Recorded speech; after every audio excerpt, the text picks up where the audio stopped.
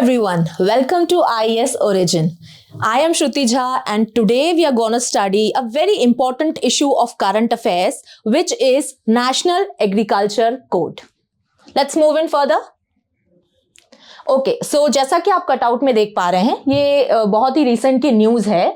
National Agriculture code NAC आखिर ये क्या है? तो सबसे पहले तो bureau of Indian standards BIS जो ऑर्गेनाइजेशन है उन्होंने NAC को लॉन्च किया है। ओके एंड NAC क्या है? जैसा कि नाम आपको बता रहा है, नेशनल एग्रीकल्चर कोड। तो देखिए इसमें सर्टेन रूल्स या फिर आप बोल सकते हो एक गाइडलाइंस है एक फार्मर्स के लिए, एग्रीकल्चरल ऑर्गेनाइजेशंस के लिए, जो उनको बताएंगे कि फर्दर उनको काम किस तरीके से करना है या फिर किन एस्पेक्ट्स पे फोकस करना है जिससे वो एग्रीकल्चर का आउटपुट बढ़ा सकें। ओके सो ये आप देख पा रहे हैं, the Bureau of Indian Standards has initiated the development of NAC National Agriculture Code similar to the existing National Building Code and National Electrical Code. तो देखिए कोड ये सब हमको एक चाहिए कि रेगुलेशन, हमको पता होना चाहिए कि हमें किस तरीके से काम करना है, क्या गाइडलाइंस हमको फॉलो करनी है, किस तरीके से हम ऐसे काम करें कि एग्रीकल्चर का जो ओवरऑल आउटपुट है वो हम बढ़ा सकें। दैट्स व्हाई NAC इसी प्रोसेस में आगे लेकर आया गया है। ओके नेक्स्ट, सो हम इसकी फर्दर डेफिनेशन देखते हैं। देखिए क्या है, NAC जो काम करेगा वो ये करेगा, जो NAC कोड है उसमें ये बताया जाएगा कि आपको किन किन एस्पेक्ट्स में ध्यान देना है। जैसे कि आपको प्रिसिशन फार्मिंग में ध्यान देना है, आपको ऑर्गेनिक फार्मिंग में ज्यादा ध्यान देना है, किस तरीके से आपको जो है वो इनपुट्स यूज करने हैं, ठीक है, किस तरीके से आपको इंस्ट्रूमेंट्स जो हैं, ट्रैक्टर्स हैं, ये सब हैं, इनमें आपको किस तरीके से यूसेज करना है। Okay so NAC will establish standards for agricultural practices, how you can enhance the output of agriculture, including field preparation, किस तरीके से आपको फील्ड जो है उसको प्रिपेयर करना है फॉर फर्दर एग्रीकल्चर, जो भी फार्मर्स करते हैं। माइक्रो इरिगेशन, माइक्रो इरिगेशन का मतलब होता है कि जब आप पानी दे रहे हैं फील्ड में तो कितना एफिशिएंसी से पानी क्रॉप की तरफ जा रहा है, कितना एफिशिएंसी से पानी जो है वो क्रॉप्स यूज कर पा रहे हैं, क्योंकि अगर पानी नहीं जाएगा तो ऑब्वियसली हमको जो आउटपुट है, जो प्रोडक्शन है, उतना एफिशिएंट नहीं मिलेगा। Okay next, and water usage, same micro irrigation से रिलेटेड ही है ये। Scope, the NAC will serve as a guide for farmers. जैसा कि मैंने आपको पहले बताया कि NAC जो है एक तरीके का बोल सकते हो कि एक डॉक्यूमेंट है जो फार्मर्स को फॉलो करना है, कि ठीक है उनको पता है कि ये हम करेंगे तो हमारा प्रोडक्शन बहुत अच्छा आएगा, और ये अगर हम फॉलो नहीं करेंगे तो शायद हमें कहीं ना कहीं फ्यूचर में नुकसान हो सकता है। ठीक है ओके फर्दर इसको पढ़ लेते हैं। The NAC will serve as a guide for farmers, agriculture universities as well, क्योंकि एग्रीकल्चर यूनिवर्सिटीज भी जो हैं वो क्रॉप्स पे फर्दर रिसर्च करती हैं, किस तरीके का आउटपुट जो है, हम किस तरीके का इनपुट दे रहे हैं कि हमें आउटपुट कैसा मिल रहा है, कौन सी क्रॉप्स जो है वो Indian economy, Indian agriculture economy के लिए बेनिफिशियल होंगी फॉर फ्यूचर। ओके सो उनके लिए भी एक बहुत बड़ा बेनिफिट है। And officials in this field, in agriculture field, okay ensuring uniformity and best practices, क्योंकि आपको पता है कि एग्रीकल्चर जो है, इंडियन एग्रीकल्चर, वो काफी मतलब नॉन यूनिफॉर्म है। आपको पता होता है क्लाइमेटिक कंडीशंस की वजह से कभी कभी हम बहुत अच्छा प्रोडक्शन करते हैं तो कभी कभी हम बहुत ही नीचे चले जाते हैं प्रोडक्शन में। सो इसलिए there was a need of NAC, right, National Agriculture Code की हमको नीड थी, that's why BIS was working on it. Okay next, need of NIC, ये तो हम तब से पढ़ रहे हैं कि आखिर जरूरत क्या है NAC की। ठीक है तो देखिए BIS currently set standards for agriculture machinery, ठीक है, मशीनरी के लिए जैसे ट्रैक्टर्स हो गए, हार्वेस्टर्स हो गए, इनपुट्स हो गए जैसे कि फर्टिलाइजर्स और पेस्टिसाइड्स, इसके लिए तो जो है वो उन्होंने कोड दे के रखा था, बट एग्रीकल्चर फार्मिंग प्रैक्टिसेस के लिए उन्होंने कोई कोड दे के नहीं रखा था, इसीलिए जो है वो NIC पिक्चर में आया है। ओके नेक्स्ट, अब क्या क्या NAC कवर करने वाला है ये हम लोग देखते हैं। NAC will cover all new and emerging areas like natural and organic farming as well as the use of Internet of Things. तो देखिए ऑर्गेनिक फार्मिंग क्या होता है, ऑर्गेनिक फार्मिंग ऐसी प्रैक्टिस है फार्मिंग की जिसमें आप पेस्टिसाइड्स वगैरह यूज नहीं करते हो, आप ऐसे नेचुरल फर्टिलाइजर्स को यूज करते हो जो आपके लैंड को बिल्कुल भी नुकसान ना पहुंचाएं और आपका प्रोडक्शन भी इनहांस करें, because we are already into the environmental problem.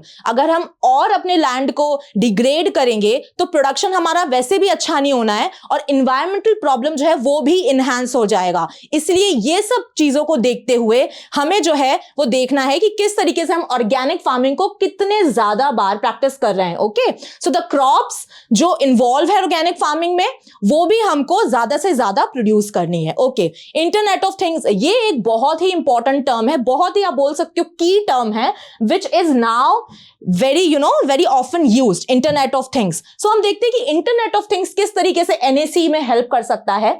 तो देखिए आईओटी के जो सेंसर्स होते हैं वो क्या करते हैं, फील्ड के पूरे इकोसिस्टम को जज करते हैं। ठीक है, किस तरीके से, इट विल टेल अस कि ह्यूमिडिटी क्या है, टेम्परेचर क्या है। ठीक है, तो ये आपको पता चलेगा, तो फार्मर्स जो है वो बहुत अच्छे से जो है वो डिसाइड कर पाएंगे कि उनको कब प्लो करना है, कब उनको सो करना है। ठीक है, किस तरीके से उनको अपनी फार्मिंग जो है वो एडजस्ट करनी है। तो सारी चीजें जो है वो आईओटी सेंसर से हमको पता लग जाएंगी। Okay, next is they can detect real time weather conditions. आपको पता है that Indian agriculture is heavily dependent on the Indian climate, और क्लाइमेट का कोई भरोसा नहीं है, कभी भी बारिश हो सकती है, कभी भी आप बोल सकते हो कि स्नोफॉल हो सकता है। वैसे स्नोफॉल एरियाज में फार्मिंग नहीं होती है, बट कहीं कहीं ऐसे एरियाज हैं जहां पर थोड़ी बहुत फार्मिंग होती है, हिली एरियाज में। ओके, सो इसीलिए हमें अगर रेनफॉल के बारे में पता चल रहा है, जो भी क्लाइमेटिक कंडीशंस है, अगर फार्मर्स को पता है तो वो अच्छे से फार्मिंग को प्रैक्टिस कर पाएंगे। दैट इज ऑल्सो अ की point, right.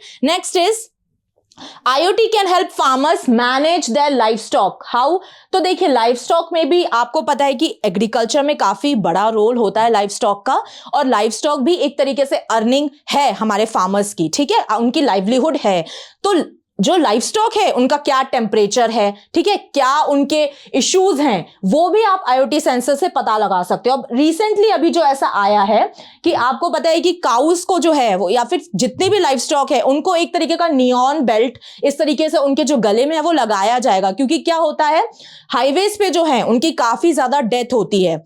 Okay, you all know that. तो उस नियॉन बेल्ट से जो है वो जो भी जितने भी हैवी ट्रक ड्राइवर्स हैं उनको दूर से ही लाइवस्टॉक दिख जाएगा, तो वो ऑब्वियसली जो है वो ड्राइविंग फिट सेफली कर पाएंगे। तो इससे जो है वो हमारी काउस की जान भी बचेगी। रिसेंटली भी अभी न्यूज में आया था कि काउस का जो नंबर है it is degrading day by day, decreasing day by day. अगर काउस नहीं होंगी तो फिर मिल्क कहां से आएगा, फिर वही लैब में मिल्क प्रोड्यूस करना पड़ेगा, तो वो भी एक तरीके से हमारे लिए एक हेल्थ इशू है। ओके, सो ये सब चीजें हमको प्री प्लान करके चलना होंगी, तब जाके हम आगे फ्यूचर में प्लान कर सकते हैं कि हाँ हम अच्छी एक हेल्दी लाइफस्टाइल जी सकते हैं। ओके, नेक्स्ट, ठीक है, what are the objectives of NAC. अगर एनएसी इंडियन गवर्नमेंट लेकर आई है, ब्यूरो ऑफ इंडियन स्टैंडर्ड्स लेकर आए हैं, तो उसकी नीड क्या है, या फिर आप बोलोगे ऑब्जेक्टिव। नीड तो हमने देख ली, ऑब्जेक्टिव्स क्या है। तो देखिए फर्स्ट, कॉम्प्रिहेंसिव कोड। देखिए क्या होता है जब आप एक बहुत ही डाइवर्स फील्ड, बहुत ही एक अम्ब्रेला टर्म को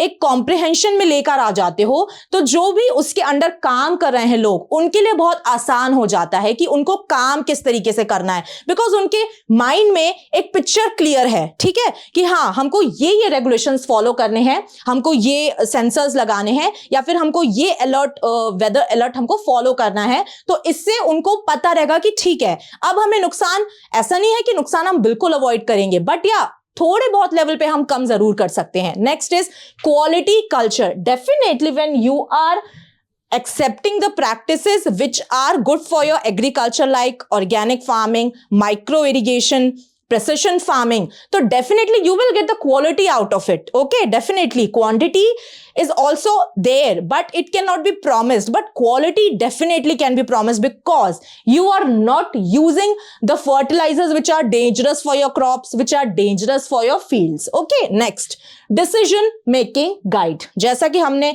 ये कहीं ना कहीं फर्स्ट पॉइंट से कोलाइड कर रहा है पॉइंट, कि अगर आपको पता है कि क्या गाइडलाइंस है, सर्टेन रेगुलेशंस आर देयर, तो you can decide very fast कि ठीक है अच्छा मुझे इस तरीके से काम करना है, मुझे इस तरीके से ये प्रोसेस फॉलो करनी है। ठीक है, next is integration, so align Indian standards with recommended agricultural practices. तो देखिए स्टैंडर्ड्स कुछ कहते हैं, प्रैक्टिसेस कुछ होती हैं, तो डेफिनेटली आप देख सकते हो ओवरऑल जो है कोऑर्डिनेशन बिल्कुल भी नहीं बैठेगा, इसलिए वो अलाइनमेंट इंपॉर्टेंट है। There should be proper coordination between the standards, Indian standards as well as the agriculture practices as well. So ये भी हमको देखना होगा कि दोनों ही चीजें एक साथ में काम करें। Okay, next is smart farming. So this is somewhat all related to precision farming only and organic farming. Smart farming means आप फार्मिंग भी कर रहे हो बट आप देख के भी कर रहे हो कि किस तरीके से आप अपने आउटपुट को बढ़ा सकते हो और आप मिनिमम जो है वो अपने लैंड को डिग्रेड कर सकते हो। That is what we call smart farming. Okay,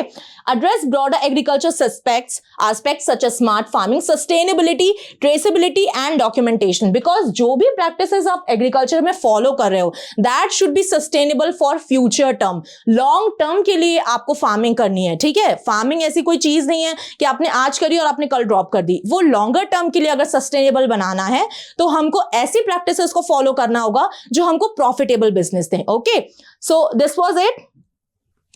I hope आप लोगों को लेक्चर पसंद आया हो। Stay tune to IAS origin and subscribe to our channel. Thank you very much. जय हिंद, जय भारत।